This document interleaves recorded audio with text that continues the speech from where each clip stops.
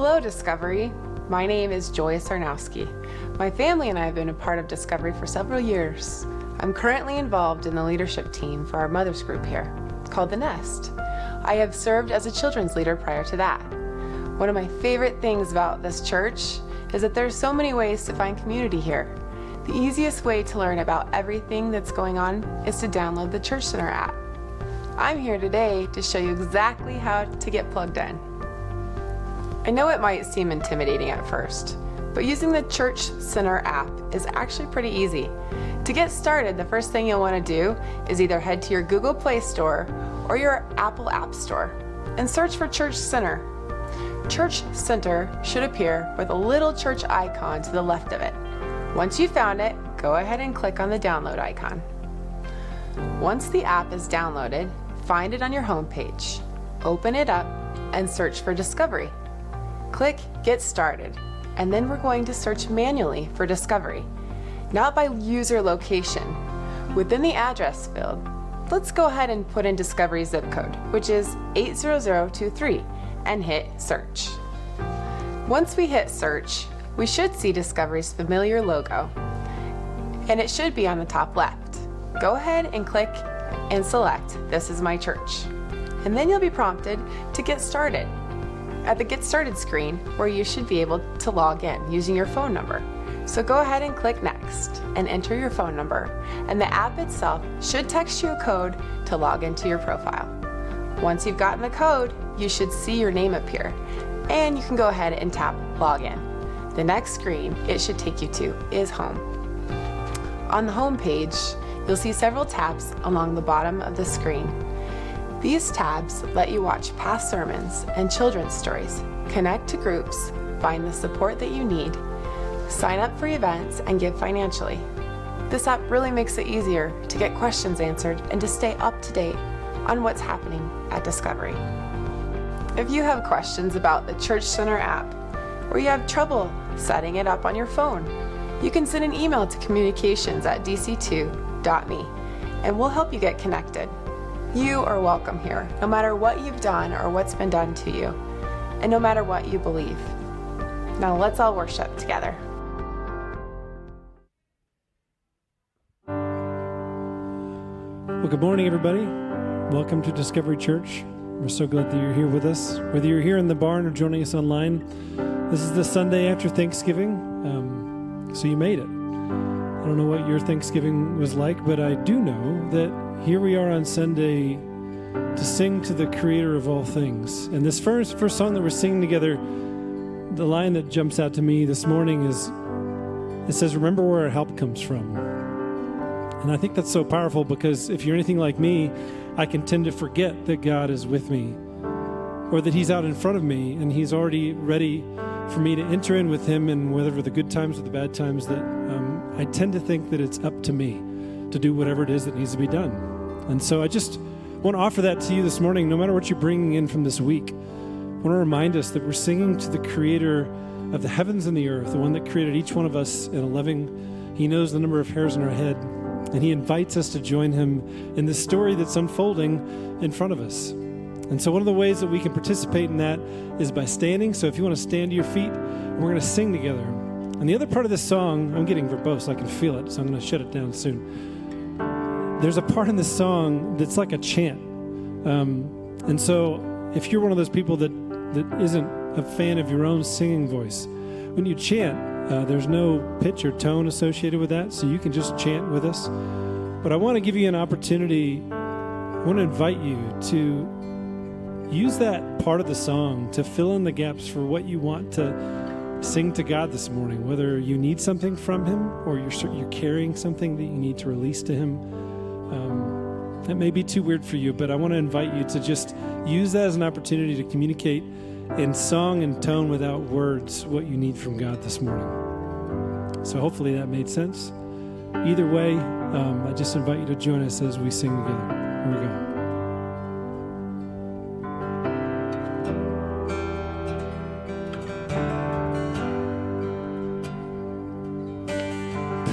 People come together, strangers, neighbors, blood is this one.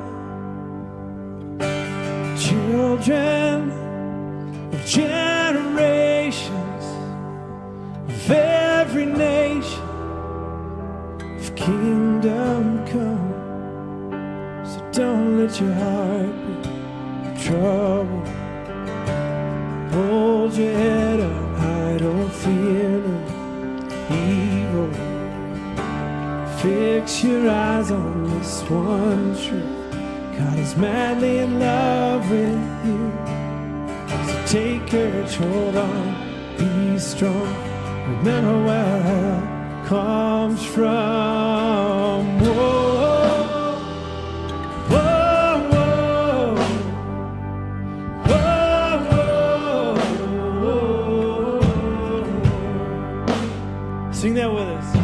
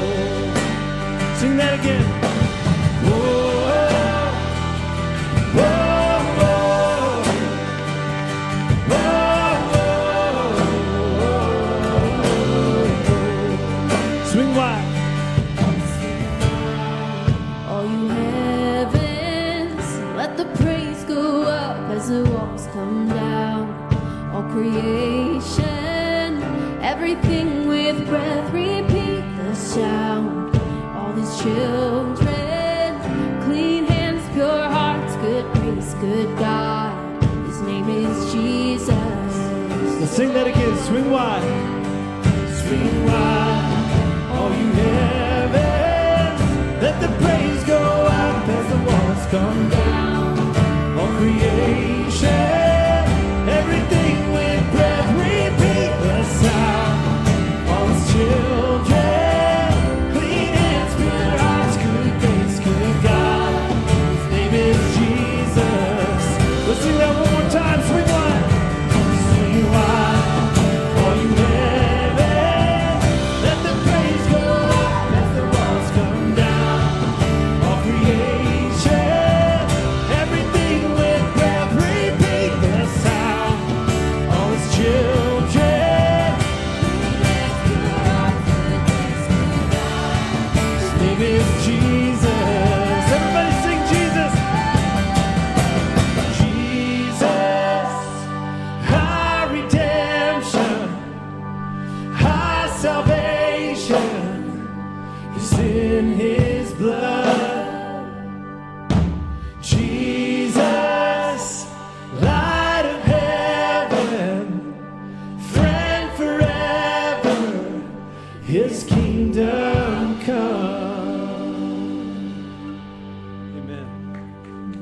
Yeah, before you guys have a seat, turn to somebody next to you and say hello.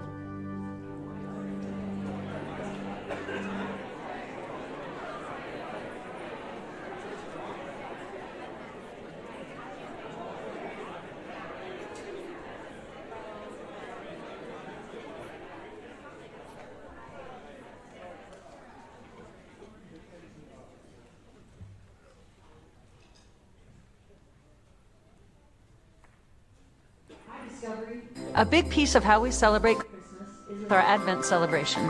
For our annual Advent, we ask all of our local and global partners what they can use for their ministries this upcoming year.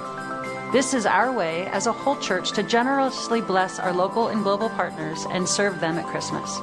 Please check out the tags on display at the front of the auditorium. Each tag has 2 parts. The top part has all the information about the request and when it is due back. You may take this part home with you. The back part has a place for you to fill out your name and contact information. Please take a moment to fill this out and then place it in the boxes located on either side of the stage. If you are joining us virtually or prefer to give online, you can check out dc2.me/advent with ways to give to each partner. This is an excellent time of year to learn more about each of our local and global partners. Each week there will be an Advent guide and email highlighting our partners so you can learn what is going on in their ministries and how we can pray for them.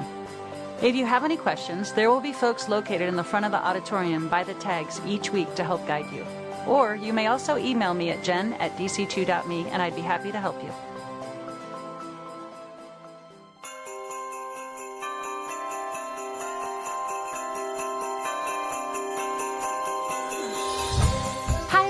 Robin Brown, and I'm the Executive Director with Hope Kids.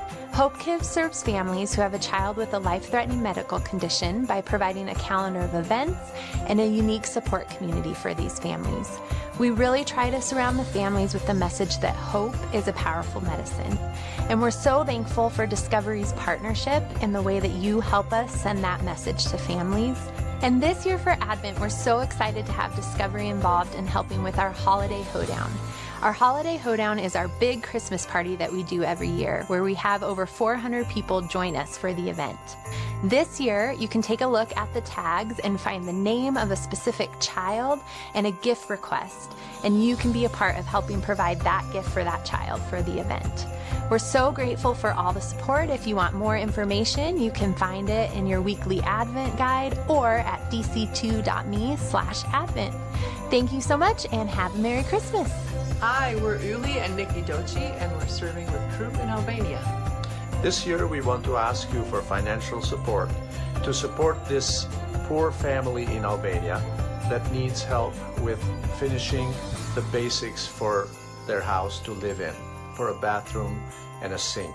So about $3,000 will help go a long way toward that goal.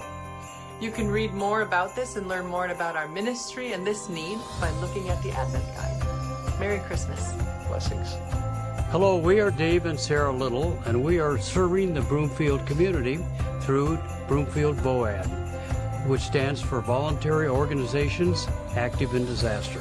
This year, our Advent tags include a request for donations of household items for the Marshall Fire survivors. These survivors still need the greater community support as they transition into more stable living situations. Our tags also include volunteering for Discovery VOAD and volunteering for Discovery's Shelter Operations Team. To learn more about our ministry, read the weekly Advent guide or go to dc2.me/advent. Merry Christmas.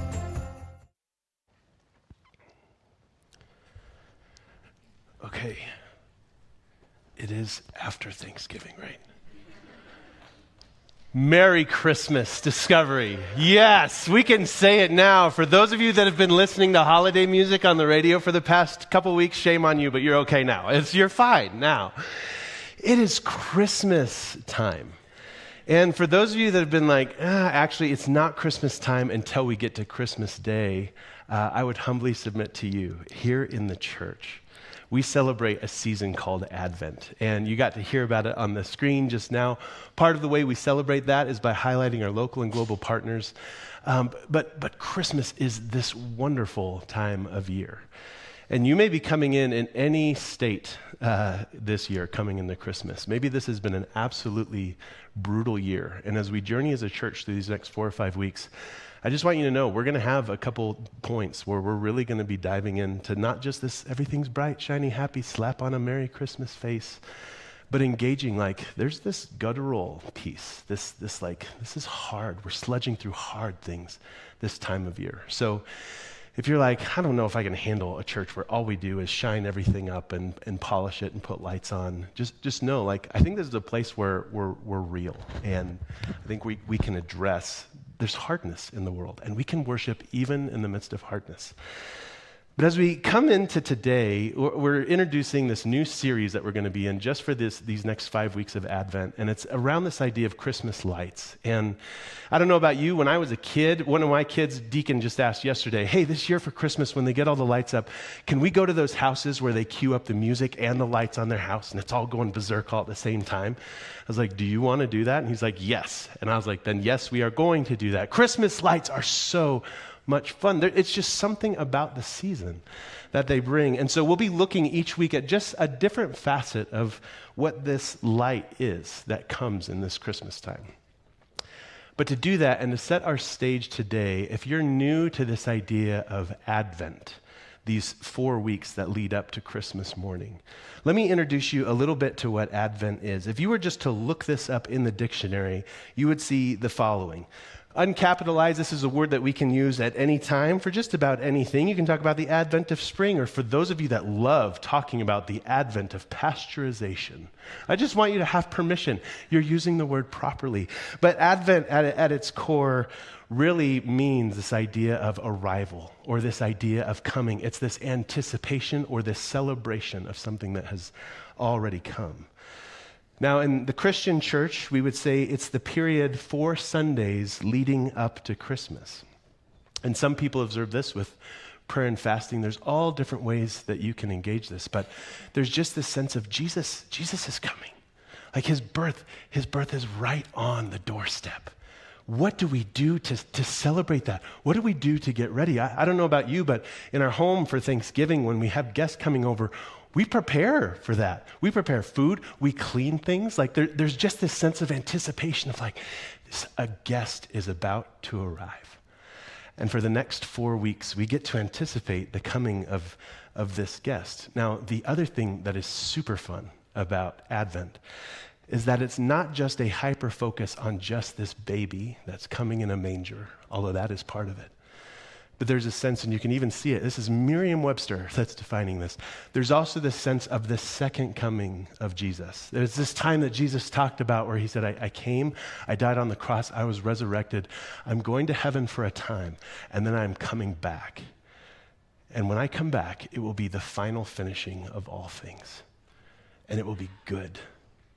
And so there's this sense as we celebrate Advent and as we celebrate this baby in a manger, there's this second sense of we're anticipating another coming and we're so excited. Get the house ready.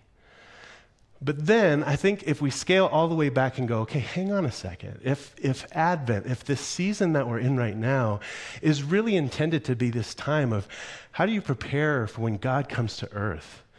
It seems wildly appropriate to me to look at when are times when God has come to earth and what's happened when that event has occurred.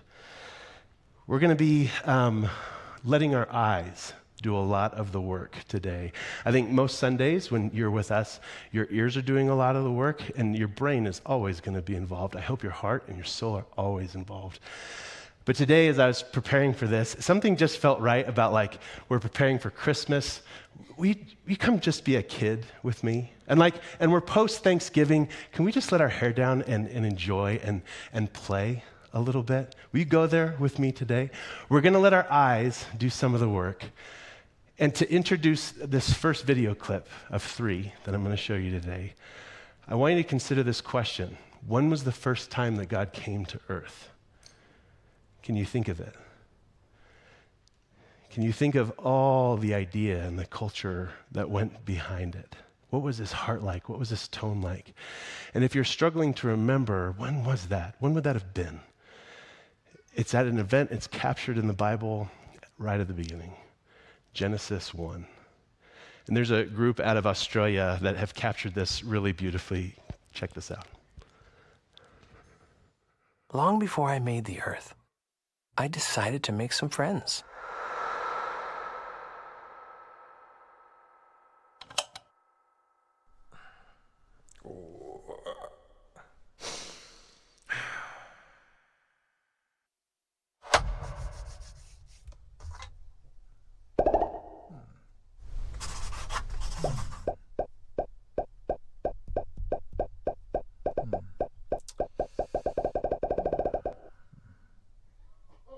Oh, yeah. Perfect. They're gonna need a home. Oh, a neighborhood. Ho, ho, ho! They're gonna need a world. Okay, here we go. Woo! Oh, yeah. Oh, man. This is good. Oh, whoa! Woo! Yeah, this is awesome. Oh, yeah. Oh, yeah.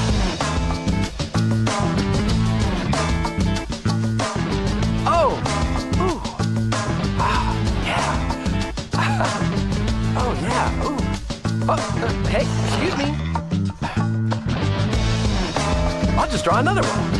Okay, that's crazy, but I love it. Yeah, I love it. Oh, yeah. Ooh, yeah, that's great. Oh, look at that one. It's good. Oh, they'll love that. Oh, this is good. That's tasty. Oh, I love it. Oh, wait, some of that. One of these. Some more of that. Wait, stop. No, don't stop. I love it. Okay. Oh, yeah. Oh, wow. Okay. Oh, it's one of these. I've always wanted one of these. Oh, they'll love that. Oh, this is good.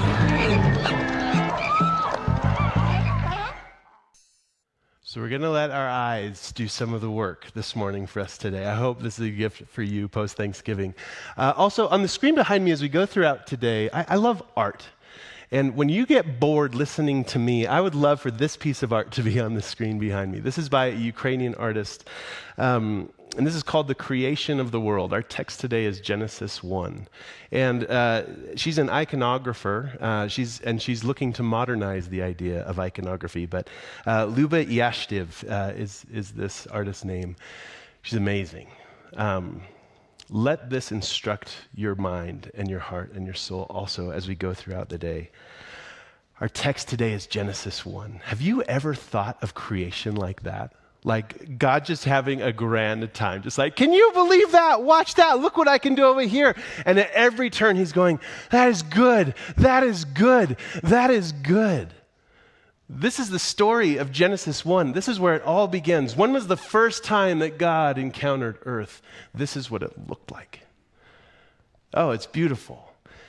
And if we're going to jump in, if we could just capture just a moment of this story, we can capture it right out of the beginning. We'll just read the first 5 verses together. It goes like this.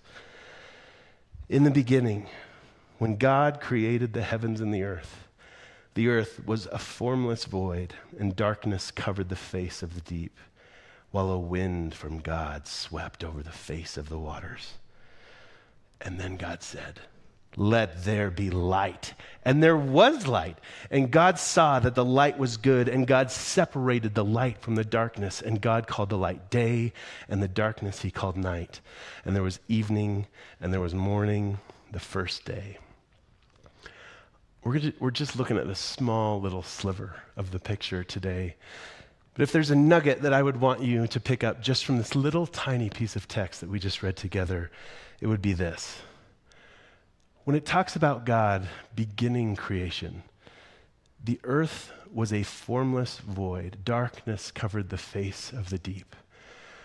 We read this in our text and our tone today, and I think sometimes we can improperly, I don't think this is how the original audience would have read it, we say there's nothing there. According to Genesis 1, there's stuff around, but there's a major problem with the stuff. It's a formless void. There's darkness everywhere.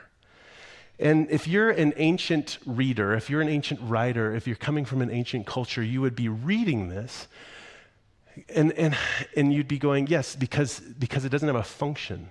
Nothing does anything yet. Nothing has been given a name. In our modern culture today, we would say something exists when it materializes. When there's molecules, when there's something physically present, then something exists. But to an ancient culture, they go, no, just because something's there doesn't mean that it exists. It needs to have a purpose. And its purpose will be called out by its name. If it doesn't have a name and if it doesn't have a purpose, frankly, it just doesn't exist for us. It's a totally different way of thinking for our culture today, but that's exactly how they would have read it here. The Hebrew word, this was originally written in, this formless void was tohu vavohu. Things didn't have a purpose. Things were just floating around. It's this idea of like a desert, like there's nothing happening, there's nothing there. It's better translated, it didn't do anything. Darkness is what's there, but it didn't have a function before this moment. Because God creates light, and all of a sudden, he calls the light day, and the darkness he calls night. You get that? He gives them names, and he separates them. And all of a sudden, the darkness that was there before, it now exists for these readers. Because now the darkness has a purpose. The darkness is there to be held in tension with the light. And the light is there for this reason of creating a sense of time. We talked at the beginning of this calendar year. I love that we're ending this calendar year talking about Genesis 1 because time to God and time to the story of the Bible is a holy, holy topic. What you do with your time, how you experience time, oh, it matters so much. And right out of the gate, God says, we're going to create time. And these two things now have a function. We would read light here as something physical, that it would be like a visible light, something that comes from the sun. But the ancients would have thought about it a little bit differently. Because if you've ever been outside on a super cloudy day, you can still have light without having it directly from the sun, at least from an Earth's standpoint. They would say light exists. And the sun and the moon, they're just bearers of the light, but they're not the essence of it.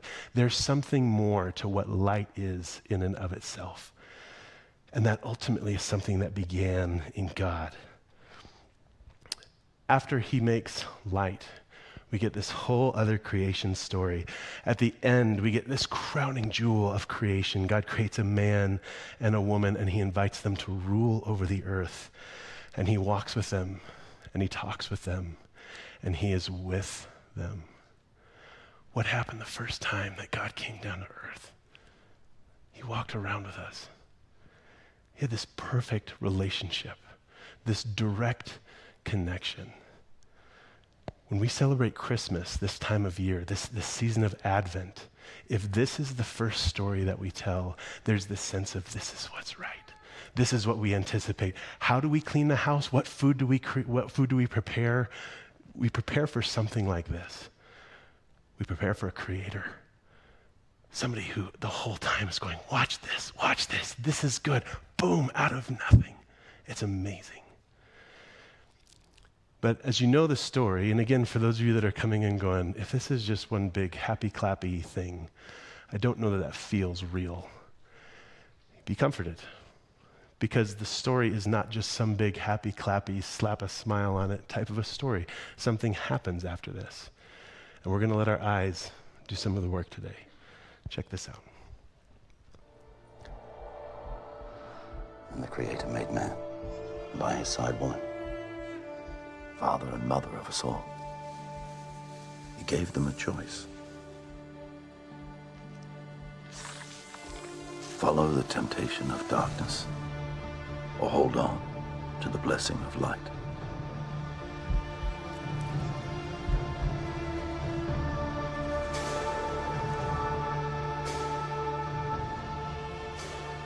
But they ate from the forbidden fruit. Their innocence was extinguished. And so for the 10 generations since Adam, sin has walked within us. Brother against brother. Nation against nation. Man against creation. We murdered each other. We broke the world. We did this. Man did this. Everything that was beautiful, everything that was good, we shattered. Now, it begins again. So you may, as you're coming into the Christmas, feel a little bit more resonance with this kind of an idea. The world's messed up, man. You might be sitting there going, you don't know what's happened in my life this year. You don't know the ways that I've experienced the world around me. You don't know the struggles I had. Or frankly, we may just be in a place of going, have you read a stinking newspaper lately? Things are not okay. Things are broken. And in this season of Advent, I think there really is a wonderful but difficult invitation to consider. This first clip, this God who's going, watch this, this is amazing, it's perfect, it's good, it's good, it's good. And we're looking around going, it's not good. Look how messed up and broken everything is. What do we do with this? I think if you're a human being who's paying attention, the second clip is one that you go, yeah, that feels about right. Things are messed up in this world. Are they ever going to be fixed? Is there ever a way where things can be whole again? Could I be in a place someday where I could walk around pointing at things going, it's good, it's beautiful, it's good? Or will it always just be this season of it's death, and it's shattered, and it's broken, and it's ugly? And I think some of the invitation of Advent for you this year, if you're willing to take the dare, is to look that frustration and that brokenness right in the face and tell it the story that's been told since the dawn of time. God came down, and the very first time he created beautiful things. He was with us, and it was glorious. And then things were broken. And then he left forever so that things could burn in a dumpster fire. That's not the story. Things broke. This happened. Cain and Abel, these two brothers in the Garden of Eden. I mean, everything just, it seemingly devolves unless we keep reading the story. And in this season of Advent, we remember God came down and he called it beautiful. And then it broke. And then he stayed involved. He goes on in these stories to do incredible things. He gets this little tiny beat up nation called Israel, and we get the entire Old Testament from their story of him being intimately involved in everything that they're about. We just finished our season on the book of Matthew, but at some point he sends his son, his one and only son, Jesus, to set everything right. And the entire time, the God who created everything, the God who said, this is good and right, I will be with you, comes down in the form of a man whose name is Emmanuel, who means I am with you. And in the season of Advent, the story that we get to tell is that the story is not yet done. And that this God who created, he's not just a creator God. He's a restorer God as well. We're going to let our eyes do some of the work. To set up this scene a little bit, for those of you that have never seen Toy Story, at this point in the story, Woody's been roughed up quite a bit by a kid named Andy who he loves. At this point in the story, his arm has been ripped off. And this toy is about as roughed up as you can make a toy. But then he meets a restorer. And as you watch this, I want you to consider everything that you hold, that you go, this is broken, and this is dirty, and this is ugly. And I want you to consider what it would be like to put that back in front of the creator, restorer of you, and let him do what he does. Check this out. Oh, thank goodness you're here. Is the specimen ready for cleaning?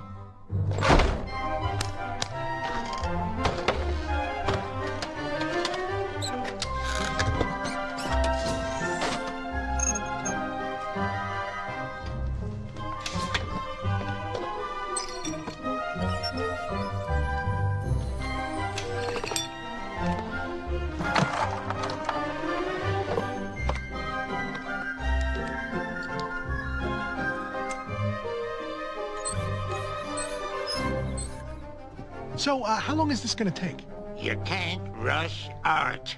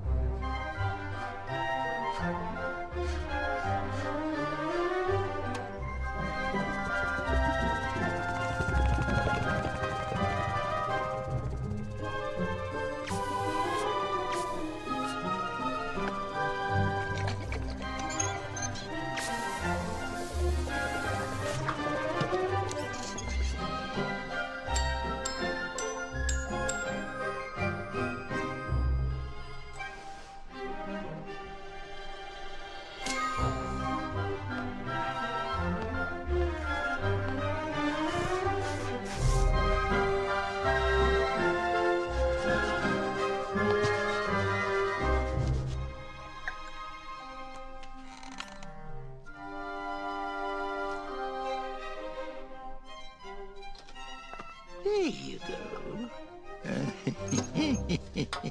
He's for display only. You handle him too much, he's not gonna last. Oh, it's amazing. You're a genius. He's just like new. He's just like new.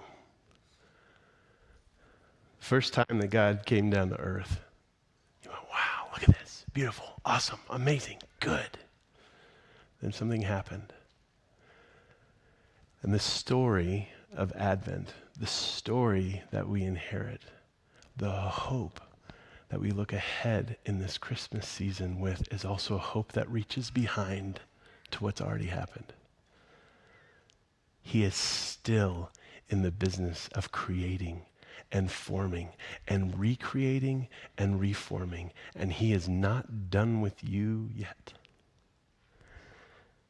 Wherever there are places where you're looking around going, man, there are things in me that are functionally useless. There are things in this world that just seem beyond repair and so messed up. There are things that need to be given a name so that they can be healed, so that they can be put in order, so that they can be made right. The first story that we're given of God coming to earth is exactly this story. We are not celebrating a God who creates once like a clockmaker and he winds it up and he steps away. This is a story of a God who's intimately involved in everything. We celebrate on Advent the story of a reformer, one who takes something that was once good, and while it's still good, it has become soiled and broken and bent. And he lovingly and tenderly puts everything back together to how it was supposed to be. He'll even shine your shoes.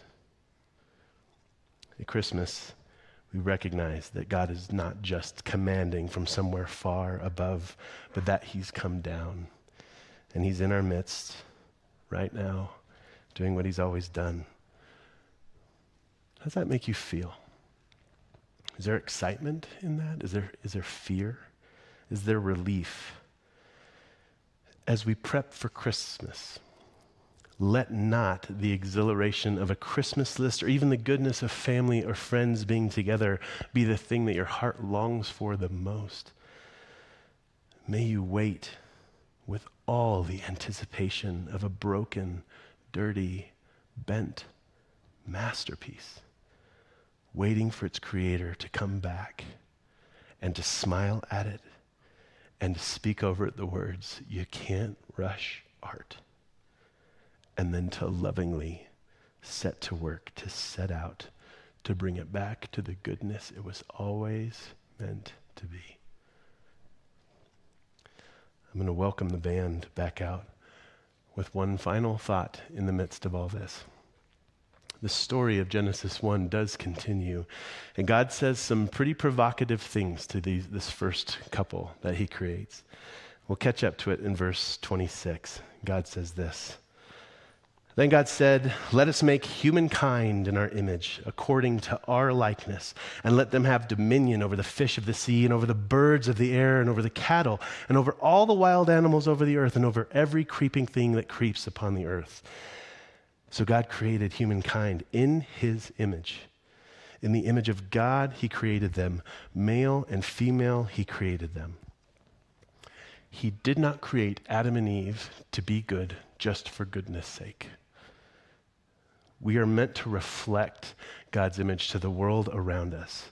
And in preparation for Advent this year, one distinct question that this story could invite you to consider is, where are you invited to reflect God to the world around this year? This God who creates, this God who calls things good, who participates in the healing of broken things, who is radically generous, both with who he is as well as what he has. How can you reflect that to the world around as you prepare? So, Merry Christmas. And may there be a deepening sense of Advent in you. To be in the Spirit is to be a person of hope and restoration, somebody who can look around and see the darkness and the dirt and say, this cannot be all that there will be. Not only will I pray and consider and continue to tell a story that's been told since the dawn of time, I will be in it, and I will reflect his image in it, and I will bear goodness and the light of Christmas in it. You are made in the image of God.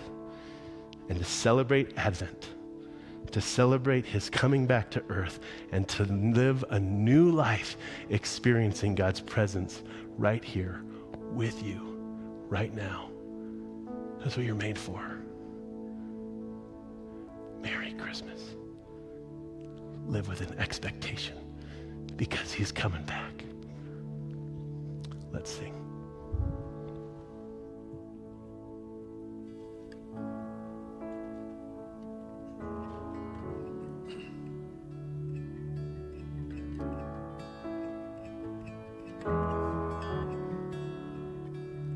Were creation suddenly articulate with 1,000 tongues to lift one cry? Then from north to south and east to west, we'd hear Christ be magnified.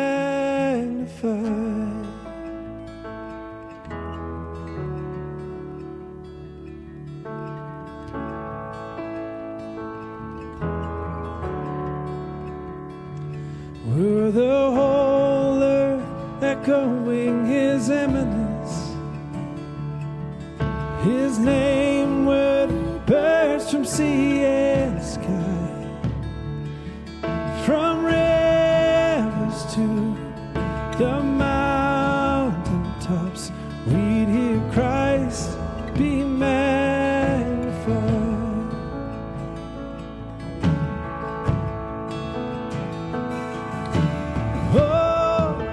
Christ be magnified, let his praise arise. Christ be magnified in me. Oh, Christ be magnified from the altar of my life. Christ be magnified in me.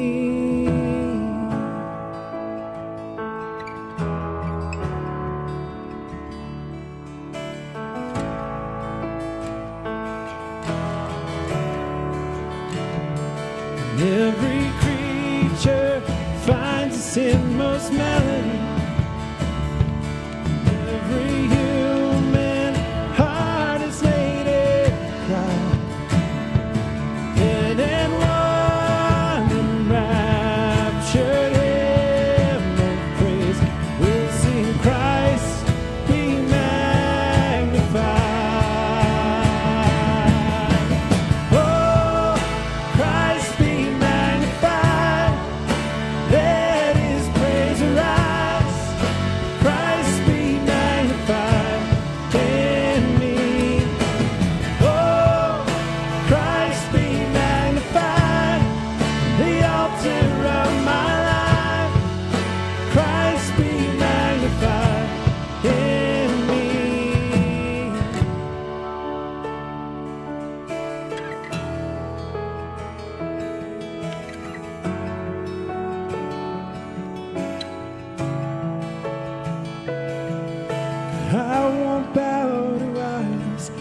stand strong and worship you.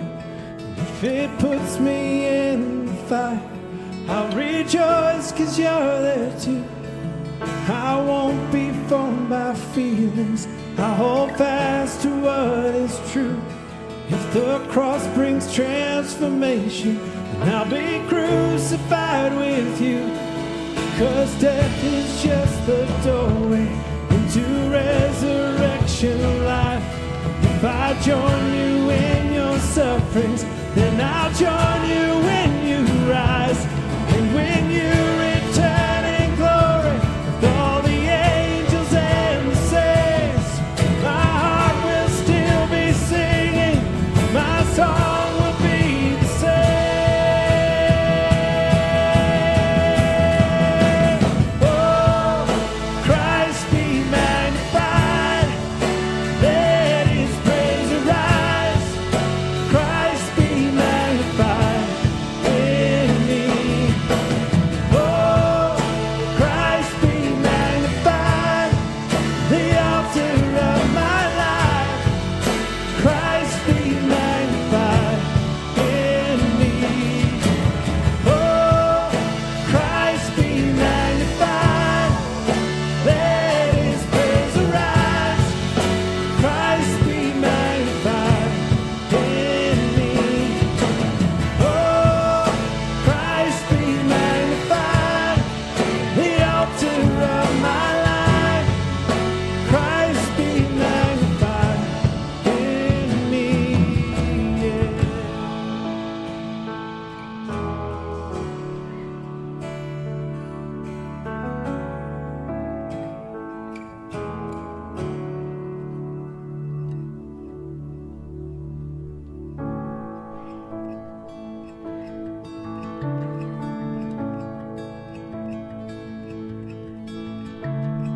Alone in my sorrow and dead in my sin, lost without hope with no place to begin. Your love made a way to let mercy come in. When death was arrested and my life began, ash was redeemed, only beauty remains. And my orphan heart was given a name.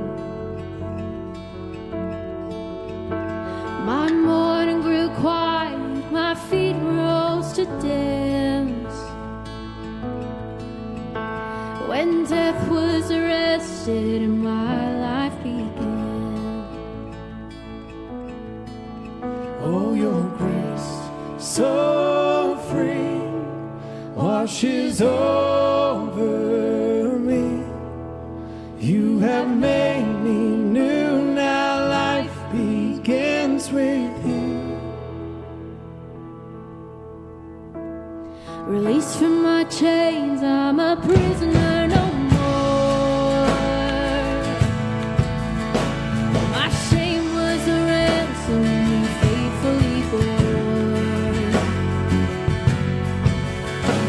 He canceled my debt and he called me his friend. When death was arrested, my life began. Oh, your grace, so free, washes over me. You have made me new, now life begins with you. It's your endless love pouring down on us. You have made us new, now life begins with you.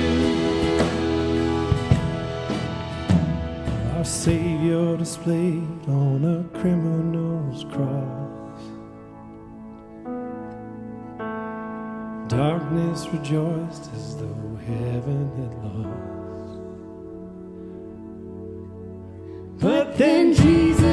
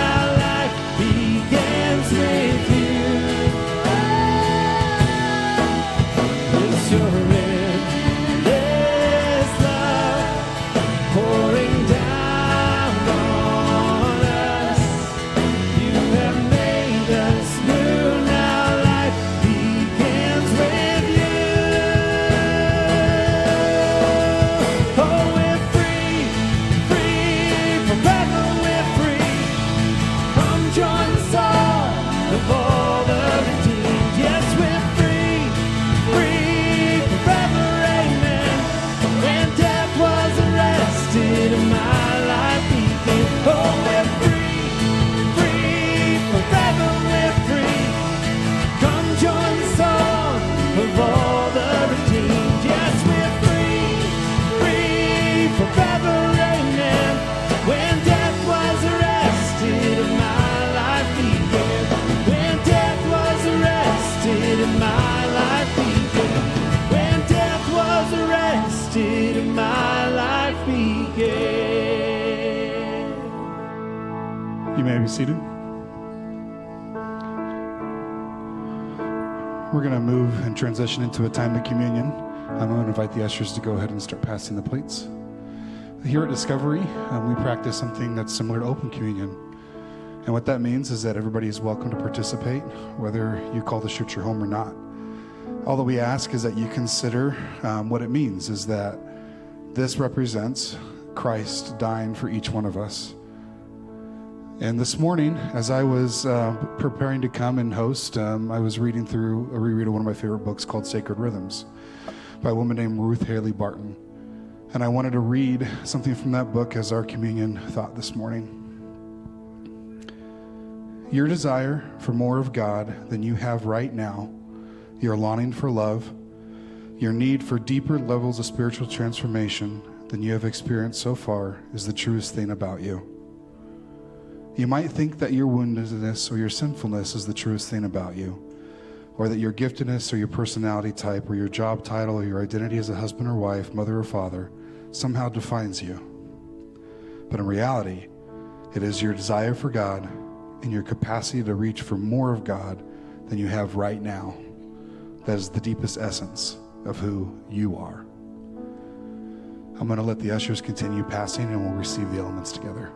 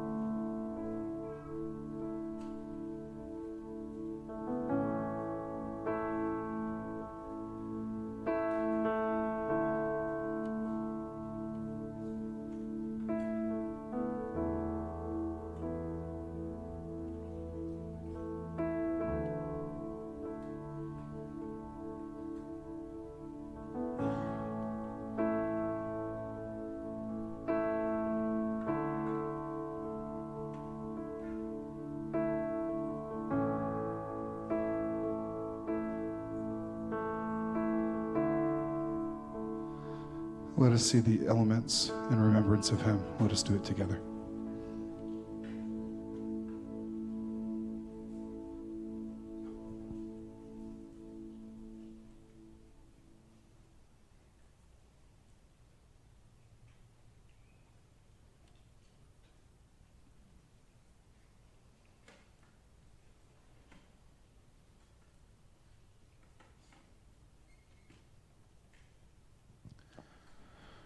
Father, we thank you for holiday seasons that bring us together. And we also understand and recognize that there are people who the holidays can be a tough time for. Father, we're so grateful that we're reminded that our existence doesn't matter and isn't defined by what we do, but it's defined by who we are in you. At this time, I'd ask each one of us if we could pray for some of our local and global partners if you're unfamiliar with those. There's Fish in Broomfield, Hope Kids. We also have the Dochis in Albania, or our partners, the Riches that are Paraguay.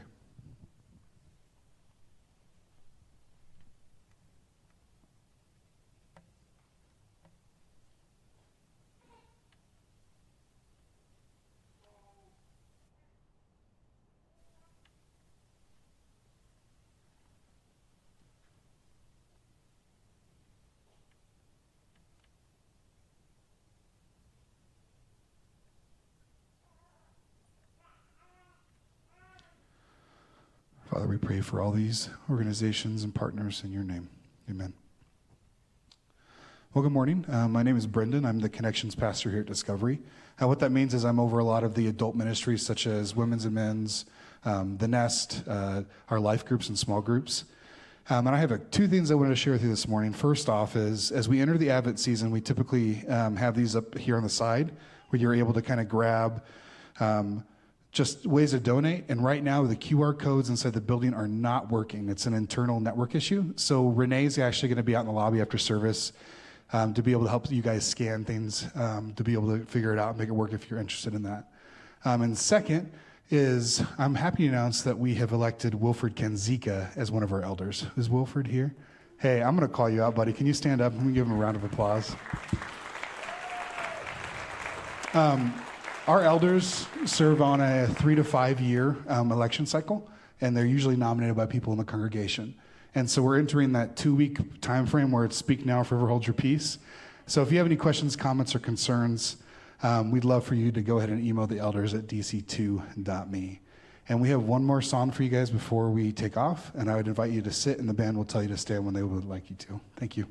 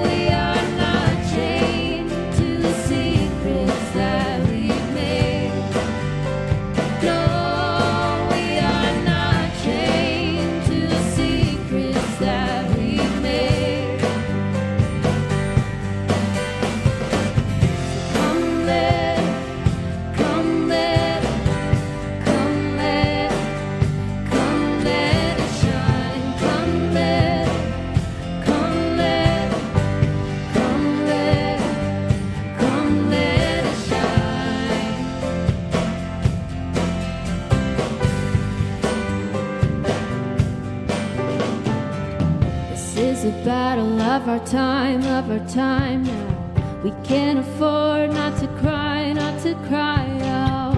Shake the earth from the ground, rescue souls from the darkness around. This is the battle of our time now.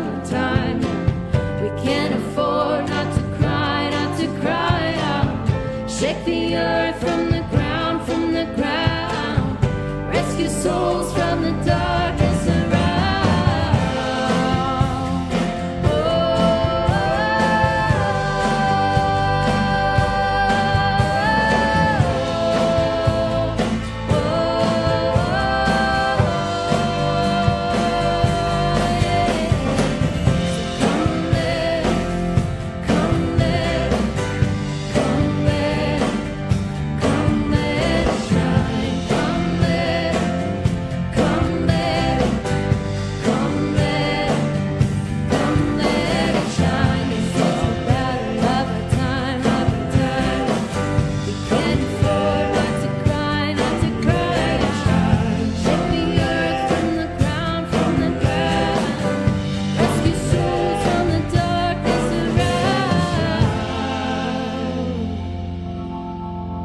glad that you joined us this morning. Go in the power of the Holy Spirit. We'll see you next week.